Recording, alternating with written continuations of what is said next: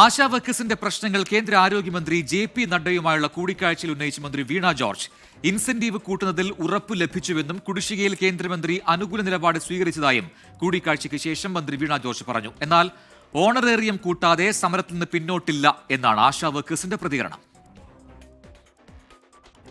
ആശാ വർക്കേഴ്സിന്റെ ആനുകൂല്യം വർദ്ധിപ്പിക്കുന്നതും സംസ്ഥാനത്തിന് എയിംസ് അനുവദിക്കണമെന്നതും ഉൾപ്പെടെയുള്ള കാര്യങ്ങളാണ് കേന്ദ്ര ആരോഗ്യമന്ത്രി ജെ.പി. നദ്ദയുമായുള്ള കൂടിക്കാഴ്ചയിൽ വീണ ജോർജ് ഉന്നയിച്ചത്. ആശാ വർക്കേഴ്സിന്റെ ഇൻസെന്റീവ് വർദ്ധിപ്പിക്കുമെന്ന് പാർലമെന്റിൽ അറിയിച്ച കേന്ദ്ര ആരോഗ്യമന്ത്രി ഇക്കാര്യം കൂടിക്കാഴ്ചയിലും ആവർത്തിച്ചു.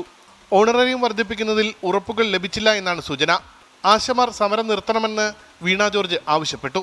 അപ്പോൾ ഇൻസെന്റീവ്സ് ഉയർത്തുന്നത് സംബന്ധിച്ച കാര്യം അത് കേന്ദ്ര ഗവൺമെന്റിന്റെ പരിഗണനയിലാണ്, അത് പരിശോധിക്കുന്നുണ്ട് എന്നുള്ളതാണ് ബഹുമാനപ്പെട്ട കേന്ദ്ര ആരോഗ്യ വകുപ്പ് മന്ത്രി പറഞ്ഞത്. പൊതുവിൽ പോസിറ്റീവായിട്ടുള്ള, അപ്പം അങ്ങനെ എന്തെങ്കിലും ശേഷിക്കുന്നുണ്ടെങ്കിൽ അതുകൂടിയാണ് ഞാൻ റെപ്രസെന്റേഷൻ കൊടുത്തിട്ടുള്ളത്.